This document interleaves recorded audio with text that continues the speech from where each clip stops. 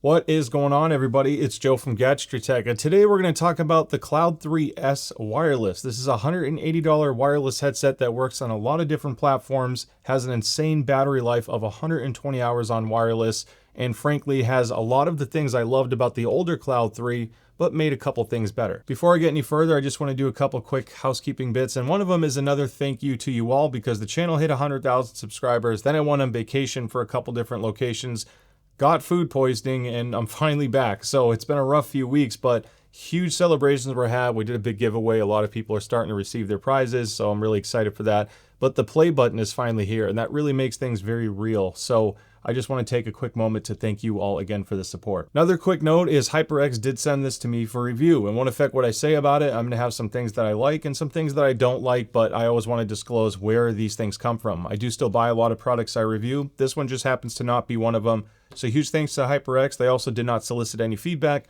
I have no monetary exchange with them for making this video. I don't do sponsored videos for products I'm actually reviewing, and I also don't do any affiliate links specifically for HyperX. I might do a generic Amazon one like I always do because that helps me buy other stuff, but I just wanted to disclose that. Another thing I want to do to save you all time is a new chapter called Too Long Didn't Watch, because if these things fit or do not meet your criteria, I want to save you some time from watching a 15, 25-minute video, whatever it is that I'm making. So going forward, I'm going to do my best to include this. And at a high level, the HyperX Cloud III S is basically everything I liked about the Cloud III, but better. It has more bass, it has more treble, and frankly, it's just a better sound profile. It's much more engaging. You still get wonderful comfort that they had with the old one, obviously still using leatherette pads. It still lacks things like game to chat mix. It doesn't have simultaneous Bluetooth. It's just a switch to toggle between 2.4 or Bluetooth mode. So it is lacking a few features, but if you just want a really solid headset under $200 that has good sound, good mic, battery life, and a couple other killer features that I'll get into, stay tuned for the rest of the video. As far as what's included in the box, it's relatively straightforward. You get a 0.5 meter USB-C to C cable. This is basically 1.5 feet long. And you get the transmitter. Now the transmitter is actually a USB-C transmitter, which is awesome, and it's relatively thin overall, thin enough that you should be able to use adjacent USB-C ports without much issue on most laptops or portable devices. Now this also comes with a USB-A adapter, so if you don't want to use a USB-C port, or maybe have an older console or computer that doesn't have USB-C, you can obviously use that. I'm only dwelling on this because I have my first issue with the Cloud III S, and for some reason this is PlayStation 5 compatible. It does not work on the front USB ports at all on my PS5. I tried everything. I don't know if I have a bad unit. If you get this for PlayStation 5 and you have issues, when I use the USB-A adapter, I plug it in on the back of the console, and then it works absolutely fine on PS5. I haven't seen a headset do that before. It's pretty unique to this one, but that's where it is with the current firmware at the time of this review. As far as wireless range goes, I do a wonderful little test called the toilet test. It's how I identify how far I can walk around the house, roam about the cabin, whatever you want to call it. And this thing gets really good range. I get over 50 feet very consistently, and depending on which way my head is oriented, I can get almost 60 feet before I start hearing very significant compression. I wouldn't use that kind of distance to carry a conversation, but 40 to 50 feet is very safe with this, and the wireless stability was excellent as well, so no issues with the wireless connection. Taking a look at the controls of the Cloud III S, it's pretty similar to the older Cloud III, but there's a couple minor changes here. So for one, you still get the power button and the mute button. When this headset is on, if you tap the power button, you get a voice prompt telling you what your battery life is, which is kind of nice. And then if you tap this mute button, you still get the red LED on the microphone.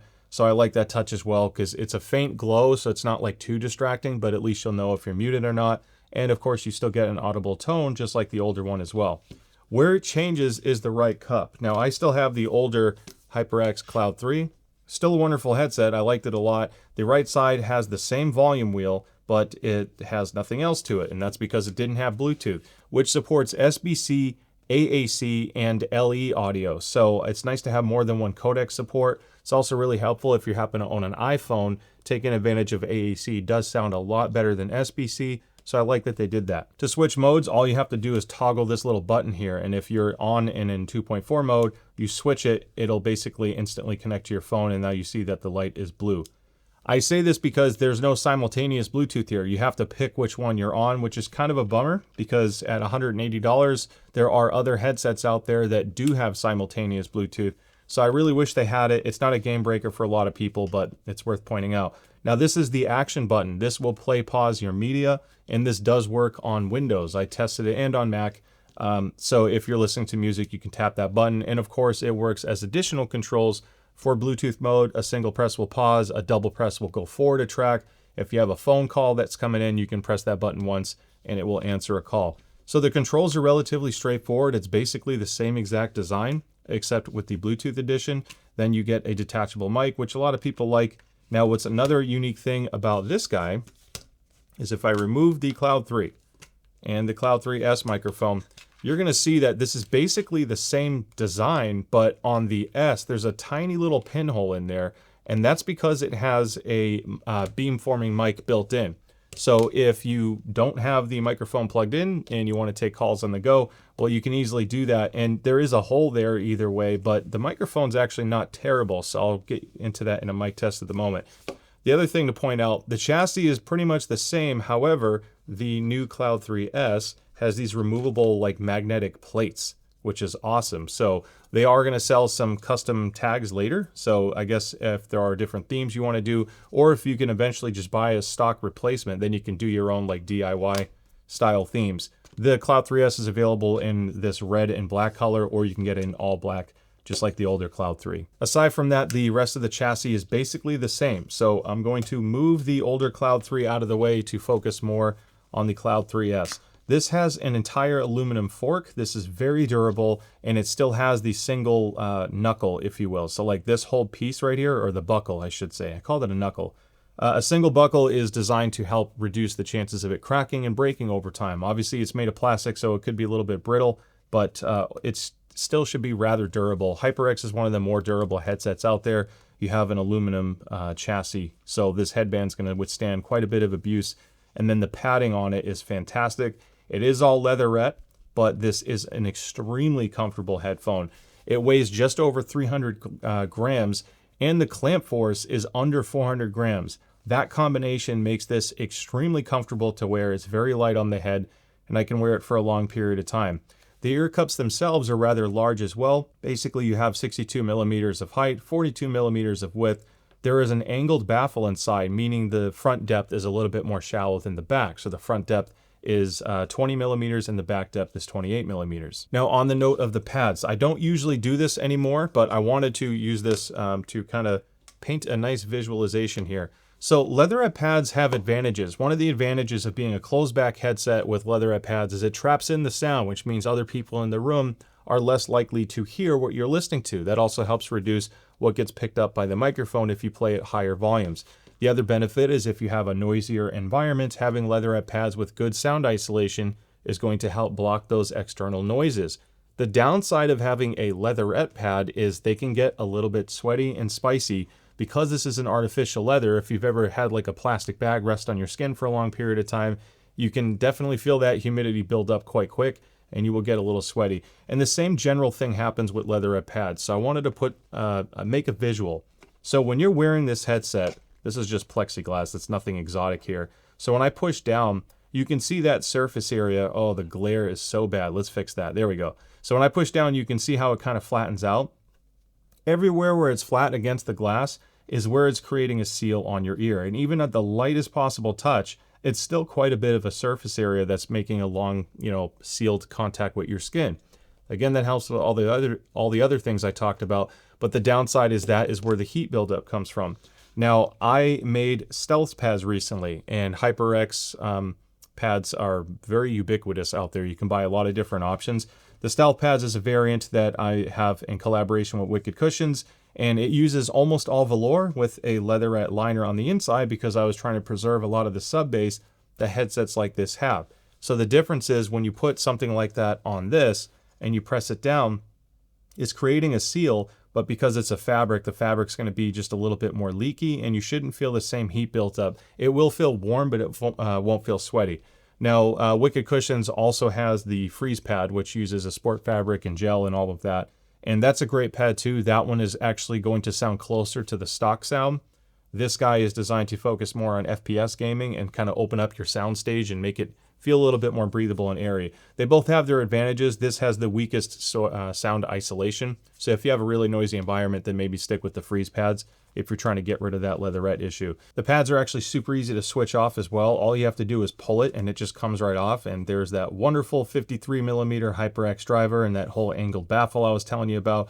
And to put the new one on, it's the same idea. So you basically just have this lip on the side. And all you have to do is line up that rubber so it goes over the lip and slides in. And once you've finally gotten it going, the rest of it comes in rather quickly. It'll just take a second to get it in there. And then I can basically just work my way around the entire headset, and just like that you can kind of hear it popping into place. And I did it in one whack. How about that? And now I'm good to go. Now this isn't a plug for the Stealth pads, obviously I make them, but I did have a video on that in case you want to learn more. Basically, in a nutshell, if you buy that pad and you want to use it, just add about 4 decibels to 120 hertz and it basically makes the headset sound exactly how it used to. Now on the note of EQ, I'm saying this now because on the note of the pad, this is a huge thing with HyperX. They have onboard EQ with the Cloud 3S. This did not exist with the older Cloud 3. In fact, when you look at HyperX Ingenuity software, there were a ton of different presets on the HyperX software. I didn't really ever need to use it because with HyperX, if you have the boom mic installed and you want microphone side tone, all you had to do was press and hold the mute button and it would toggle side tone on and off. And because it didn't have built-in EQ, I really didn't need Ingenuity for anything else. I basically maxed out my microphone gain and I was good to go. Now it supports DTS. This comes with a lifetime license of DTS. But the big kicker is if you install HyperX Ingenuity, you have a 10-band equalizer. You can create additional profiles. You can't toggle them on the headset, but whichever profile you last saved to the headset will be persistent even with powering it off. And what's really cool is that means you can do these custom EQs and then bring it over to your PlayStation or Nintendo Switch or whatever you're connecting it to via the dongle, and it's going to sound fantastic. That will segue into sound quality, so I'm going to stop there, but built-in EQ is huge with this, and that is one of the biggest upgrades aside from stock tuning over the original Cloud 3. As far as the rest of the comfort goes, the chassis is great, the clamp force is light, and honestly, even though they're leatherette pads, because the clamp force is so light, I think even people with glasses will enjoy wearing these. The only downside is if you wear glasses and you have a pad design like this with leatherette pads, you'll probably break the seal depending how thick your glasses temples are. And because of that, you will lose a little bit of bass, so just keep that in mind. I don't think it's going to be uncomfortable because the air cups are fairly large and they're deep enough. I could wear these for a super long period of time. The only issue I really truthfully had of this is the heat buildup with the leatherette pads. My environment is somewhat noisy sometimes when my PC fans are going, so I would prefer the leatherette pads for blocking all that sound out. The problem is I live in the Southwest and it's hot as hell right now, so I will use anything I can to kind of lighten up that breathability. Other than that, the comfort was great. All right, and this is what the microphone sounds like on the Cloud 3S wireless. There is a little bit of a change here over the older Cloud 3, which I think when it came out a couple years ago was actually one of the better mics you could get. Not a lot of people knew how good that microphone was. This has the same 10mm mic capsule. The tonality and overall tuning is very similar, so your voice will sound similar. I just think there's a touch more compression and artifacting on the new one, and I think that's associated to changing the chipset to support Bluetooth. It's likely using a different compression algorithm on the microphone return channel, so it's worth pointing out. Now, I'll do a quick mic test at the end of this so you can hear the original Cloud 3, but there is a built-in mic on this as well, as I mentioned before, so I'm going to have you hear that now. And now I'm talking to you on the built-in beamforming mic. The beamforming mic is louder than this. It's more sensitive and it does pick up a lot more environmental noise. So don't let the fact that it's louder make you feel like it technically sounds better. You might like the way it sounds either way, but it's definitely more noticeable that there's more processing going on. And if you have a loud environment, this is just going to pick up more of that. All right, and this is what my voice sounds like on the older Cloud 3 wireless, just for a quick comparison so you can hear the difference. Pretty much the same tuning and tonality, like I said earlier, but this sounds just a little bit less processed to me. There's almost like a faint staticky sound with this one that one did not have, but because there's lack of processing, it's not that it's any better or worse technically. It's just a slightly different, I guess, issue. But both of these microphones are pretty good in my opinion. Not class leading, but definitely one of the better ones out there. Okay, so when it comes to sound quality, this frankly is the most exciting thing about the Cloud 3S now, because the older one, it was technically less exciting because the older Cloud 3 was kind of a boring sound, but relatively safe and very easy to use for a wide variety of content. This just takes things to another level. Now, I use ear simulator. It's a Gross KB006X Pinaclone, IEC711 coupler clone. You don't have to know what that means. It's basically just a type of ear simulator, and it's how it hears what this headset sounds like. So don't compare my measurements to someone else's simulator. They probably don't have the exact same rig. Having said that, I have a link in the description below with hundreds and hundreds of headset and headphone measurements to compare against. Having said all that, looking at the measurements of the Cloud 3S, if you are familiar with measurements, you will see that this is a very exciting thing because this is how it comes out of the box. This is one of the best measuring headsets I have ever used without needing any EQ. It goes toe-to-toe with the Odyssey Maxwell and the Astro A50 Gen 5 and X. And this is why I love measurements, because it's not just me telling you this. The way my rig hears it, it looks fantastic, and it sounds great too. It's not perfect. My personal taste is I'm a little sensitive to 8,000 hertz, and I feel it comes in a little bit spicier than even what my measurements show there.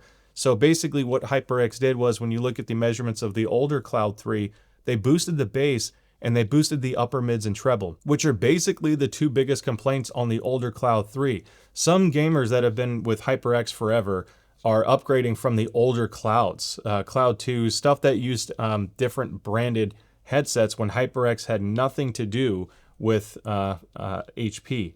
So when they went from those older headsets, and it was like a Tacstar 80, I think it was, and then they upgraded to a new Cloud 3, it sounded boring in comparison because they were missing that bass and some of the clarity. To me, this is a big improvement there. It's not that the Cloud 3 was ever bad, it was just kind of boring and safe, and a lot of gamers just wanted more immersive sound. They totally got that with this, and thankfully, because there's built-in EQ that is savable now to the headset, you can boost bass even more or refine your treble further. I basically just boosted 120 hertz by about 2 decibels, and I reduced 8,000 hertz by a couple, just to kind of take that edge off, and the upper treble is elevated as well, so it sounds a little bit more vast and wide. Again, this is purely on the measurement side. I don't want to overlap into the subjective stuff and what I hear just yet, but this kind of shows you exactly what I'm talking about. The channel matching is also excellent on this, and that's going to be important for FPS play. So if you're playing something where localization and imaging is important, you want the left and right driver to perform as closely as possible, because the game engine assumes that left and right are equal. And if they're not, all of those spatial cues don't come in as accurately. Driver matching is important because of that, and thankfully the Cloud 3S delivers there. Now, thankfully, those measurements do translate into what I actually hear and listen to. It's a shocking headset performer because it's so comfortable, whether you upgrade the pads or not. I do think the stock comfort is fantastic. It's just a matter of if the leatherette's an issue.